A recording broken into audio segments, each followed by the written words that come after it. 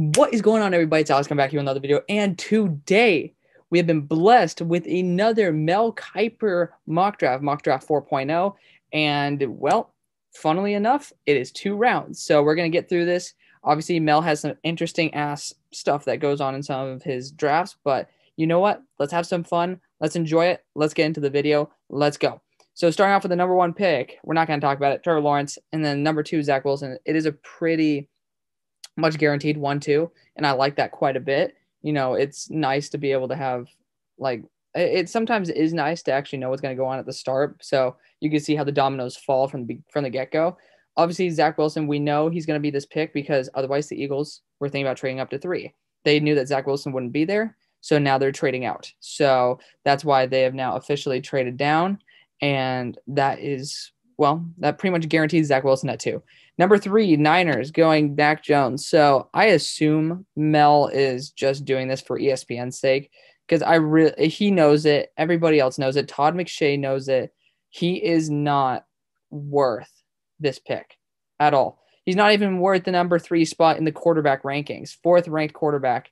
So I'm a little bit I'm wondering what Mel has in his order because I totally bugged out. Because I know he has Fields as well as Darnold. Not Darnold. Oh my God, he would have Darnold above that, but he had Fields and Trevor Lawrence as his top 2, and maybe Zack Wilson or Trey Lance is number 3. So I don't think Mac Jones is better than either of those guys unless you want someone day 1. But yeah, Niners, you're not going to give up your franchise to get the same thing that you've had for the entire time. You want a guy who can change your franchise.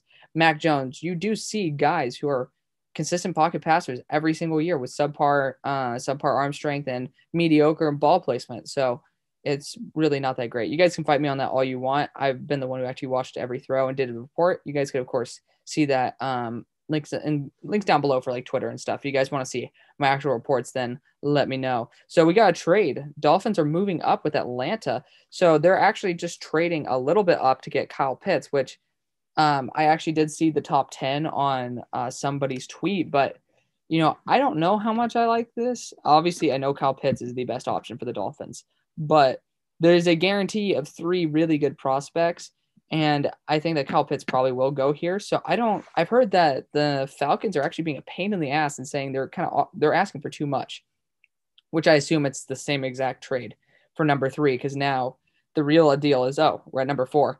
So this, I guess, takes away that 4 quarterback straight method, and Kyle Pitts is the one guy who could probably do that. He's the one guy who could probably change how that all goes. So honestly, I think Kyle Pitts will probably be at 4 if Atlanta doesn't trade out or if they trade out to a team that's not quarterback needy. He's an excellent player, generational talent. I mean, these 2 guys right here, I believe, are generational talents. So I think that I honestly would warrant it. I think that they probably say that like a 2nd and 3rd round pick next year to move up 2 spots. So if they're able to do that, that wouldn't be too bad at all. And we'll see what the Falcons do because they're going to be doing, honestly, a smart move in my opinion.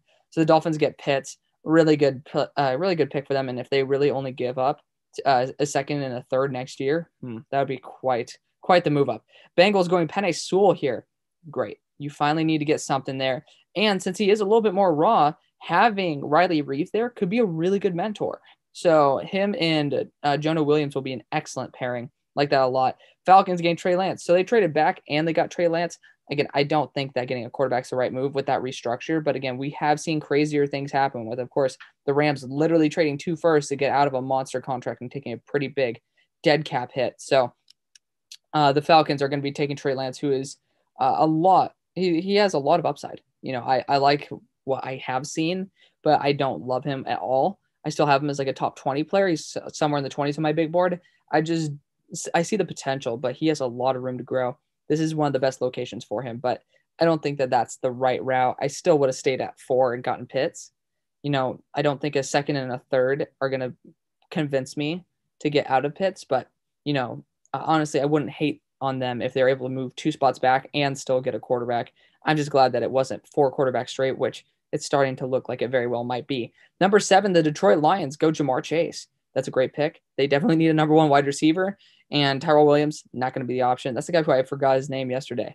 Jamar Chase is going to be a very good weapon for the Lions, and it's going to be very nice for Jared Goff to potentially have a high-end wide receiver once again. So definitely going to be trying to help out both of their careers there, and Jamar Chase is going to be a stud. So I really hope he could be like the next Megatron, that type of just dominant threat. Obviously, he's not going to be Megatron. Megatron was just, he was once in a lifetime, but Jamar Chase is definitely an elite wide receiver. Number 8, Devonte Smith to the Panthers. I mean, they need a left tackle. They have DJ Moore and Robbie Anderson, so I don't really think that going a wide receiver here would be a smart move whatsoever, especially given how deep the class is. Getting a guy who played at 160 is just a little bit stupid in my opinion. But again, Rashawn Slater's here. You take Rashawn Slater. You want to take Micah Parsons because you just want to go balls to the wall, take Micah Parsons.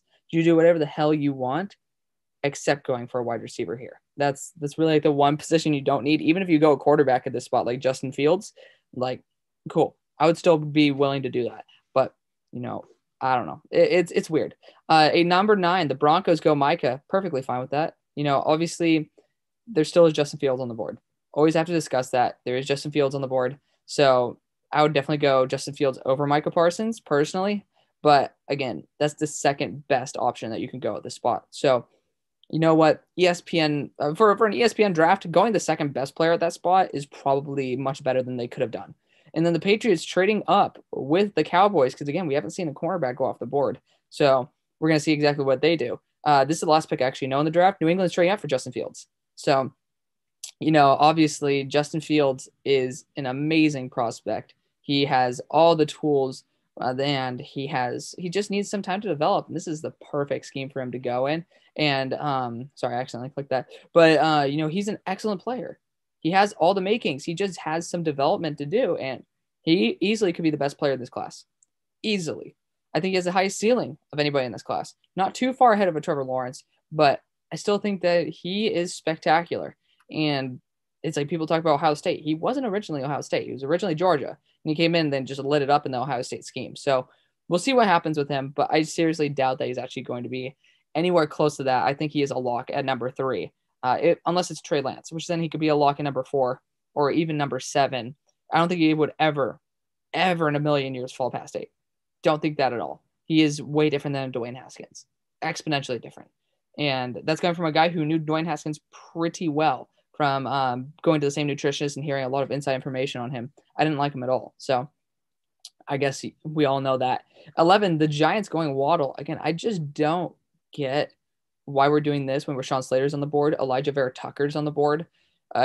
You could fill in that guard spot and you already have a full wide receiver core. I know Jalen Waddle's a stud. I have him as a top 10 player, but I think that you're pretty much counting out against Kenny Golladay and you're adding depth when you need to get a starter. And there's some guys who are easily worth this pick that could be a starter.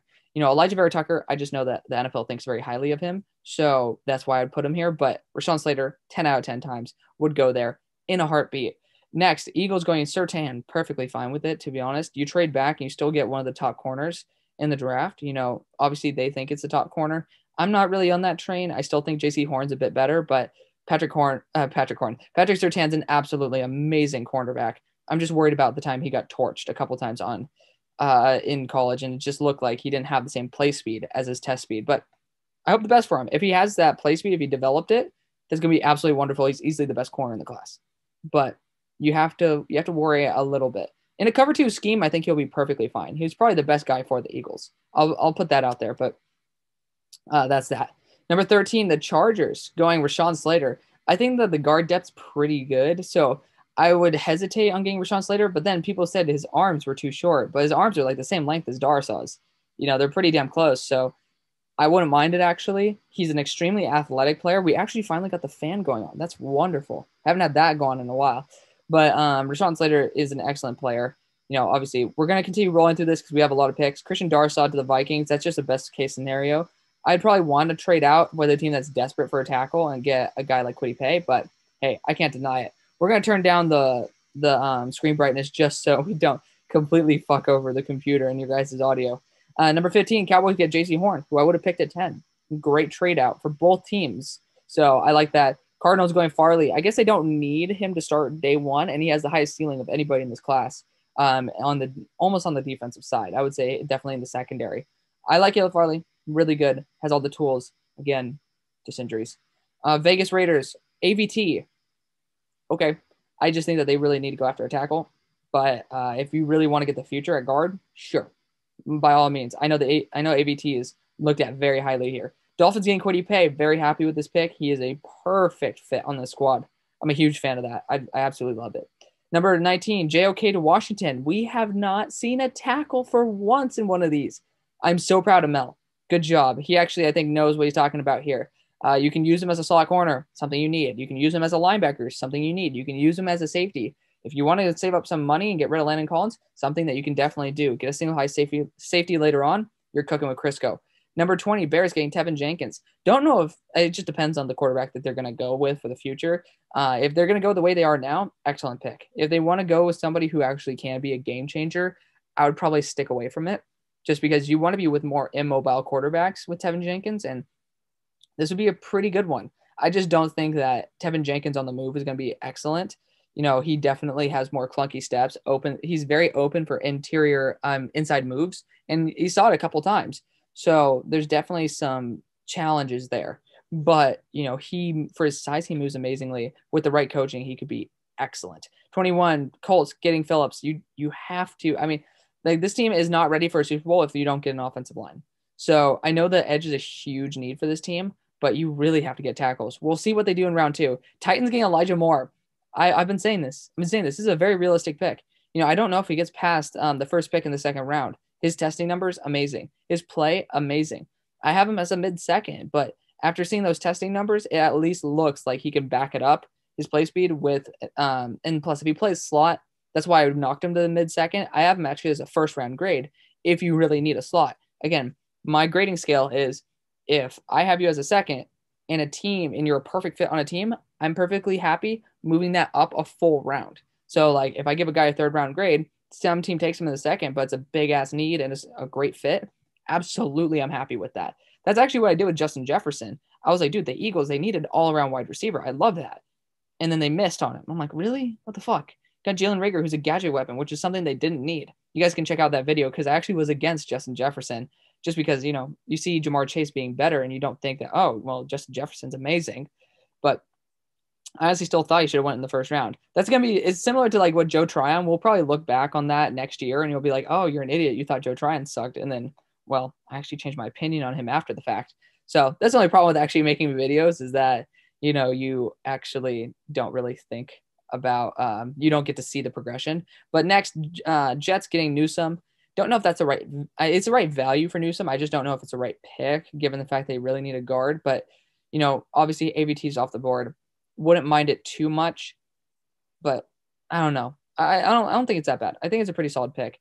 You know, there definitely could be other ways that you can rock with that pick, but nothing that's too bad. Steelers getting Najee. I just want to see what they do in round 2. That's all I want to see. But that's a great pick if you can actually address the offensive line or maybe the quarterback in round 2. But number 25, the Jacksonville Jaguars getting Merrick. This is a pretty damn good draft overall. Browns going Jamin Davis. This is the post where like they were saying, like, oh, well, they showed the top 10 picks, said they got Jamin Davis at 26. Apparently, you guys don't want him.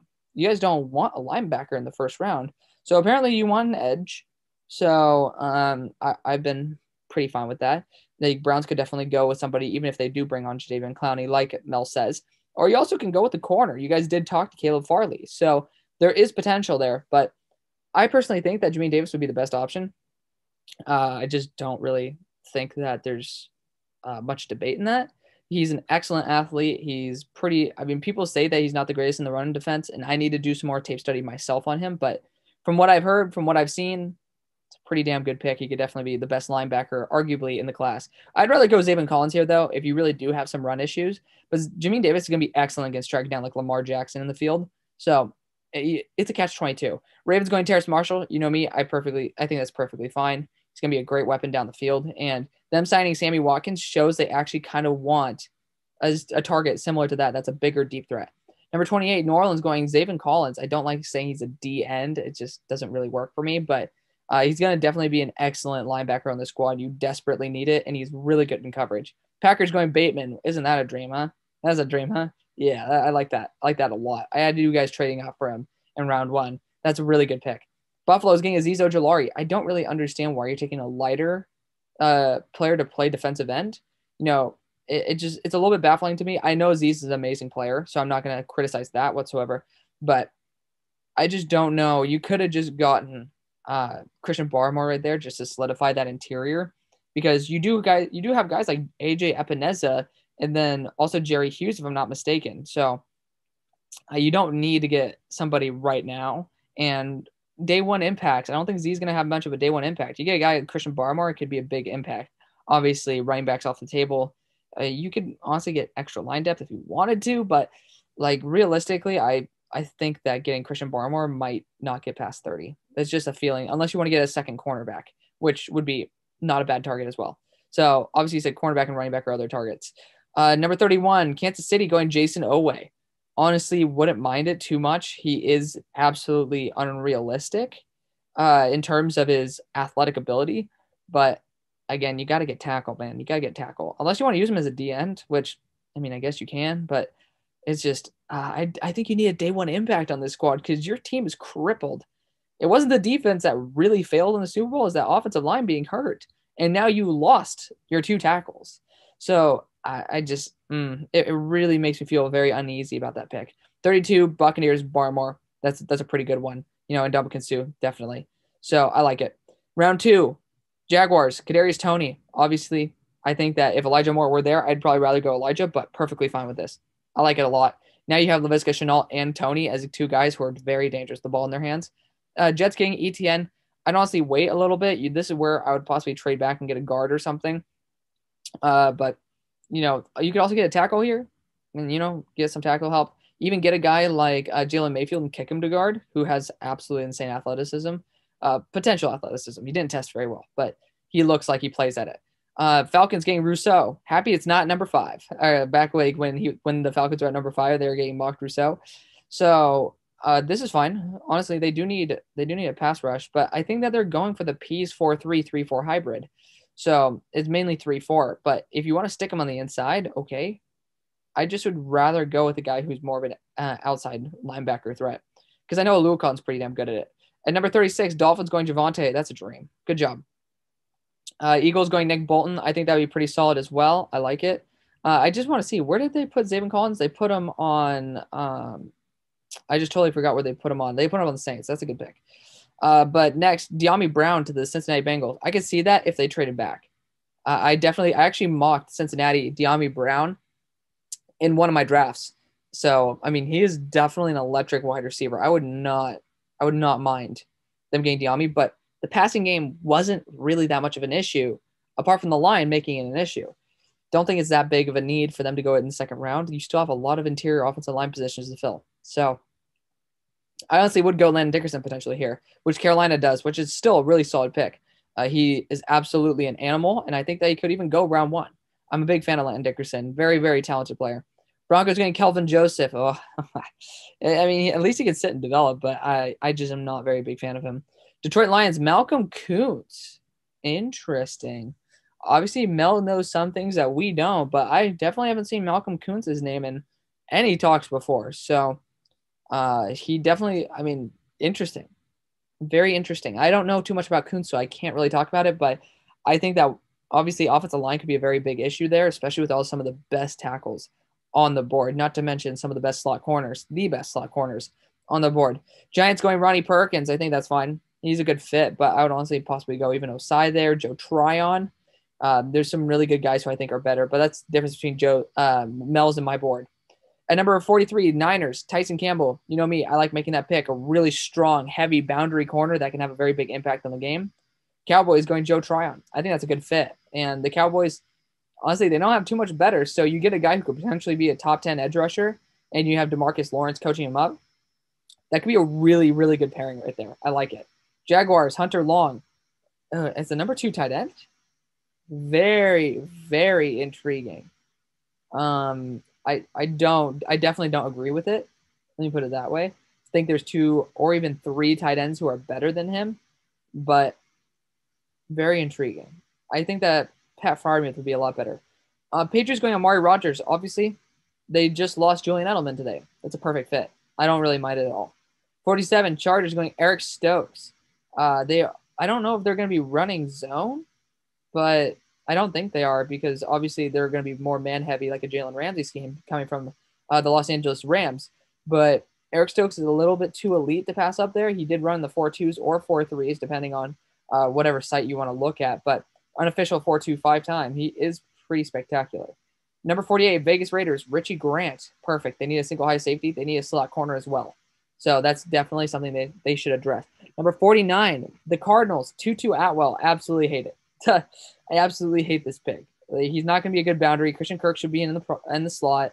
And then you should obviously have D-Hop on the outside. Obviously, you have AJ Green, but he's going to be there for 1 year. He's probably going to retire. But absolutely hate this pick. I do not like Tutu Atwell at all. Don't even think that he has any good skill with the ball in his hands. I'm going to be honest. Not to mention the fact that he drops as well as gets the ball punched out. Jalen Mayfield, tackle out of Michigan. Again, this is going to be another guard that you're going to play at tackle because I love Jalen Mayfield's tape, but he does have stub arms. So that's something I'm a little bit worried about. But again, if you really want to just go with that route, then you could kick Rubber Hunt to guard, Solomon Kinley, the full gang. Just don't really think that that's the right move. I think there's still really good tackles on the board, like Samuel Cosme, that I have not seen go yet, which is quite surprising. Washington going Davis Mills. I honestly would be fine with this. I know you Washington fans, it won't be. But I honestly would rather have a single high safety in Jamar Johnson here 10 out of 10 times. Chicago Bears, Anthony Schwartz. That's a pretty ballsy-ass move to put Anthony Schwartz this high, but I like Anthony Schwartz. Again, if you're going to replace Allen Robinson, you need to get a guy like who's a bit bigger. I'm trying to think of a guy who would be available here, but I really can't. So I don't know. I really don't know.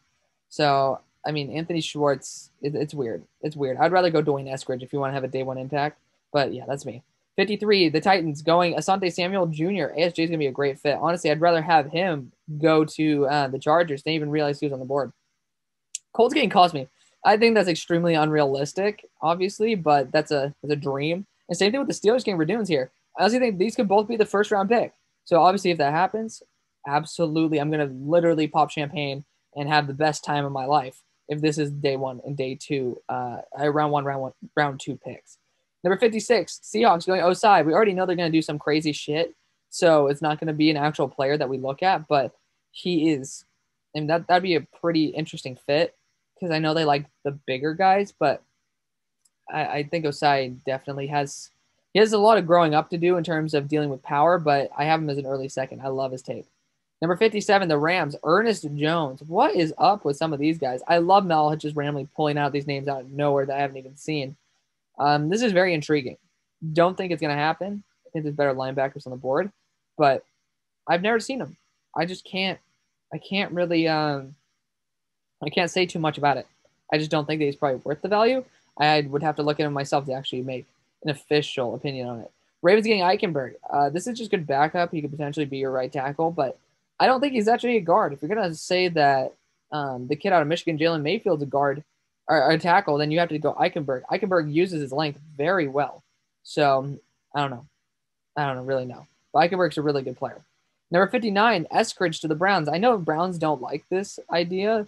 And honestly, I don't either. I think you need a boundary guy. Eskridge played boundary, but I just don't really think – I love Dwayne Eskridge.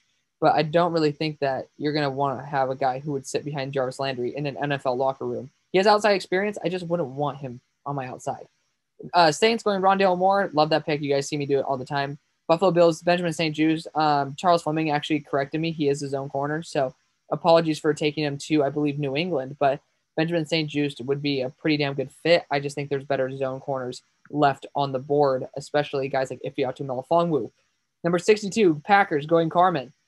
This is interesting. Obviously,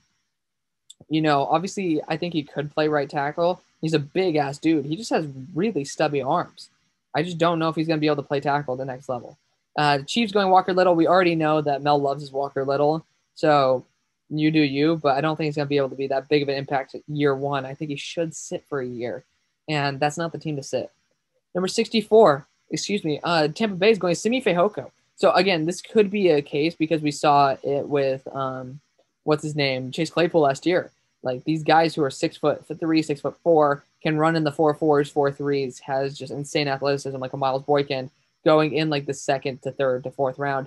Simi Fehoko could definitely be that. But, again, you already have Tyler Johnson there. you go with Tyler Johnson. He's an absolutely amazing wide receiver, and I don't really get this pick. So that's the draft, guys. There's a lot of misses in my opinion, but by far the best ESPN draft I've ever seen in my entire life. A lot of stuff that was pretty realistic that I just disagreed with. So let me know what you guys think. I want to thank you guys so much for watching. I'll see you on the far side. Peace.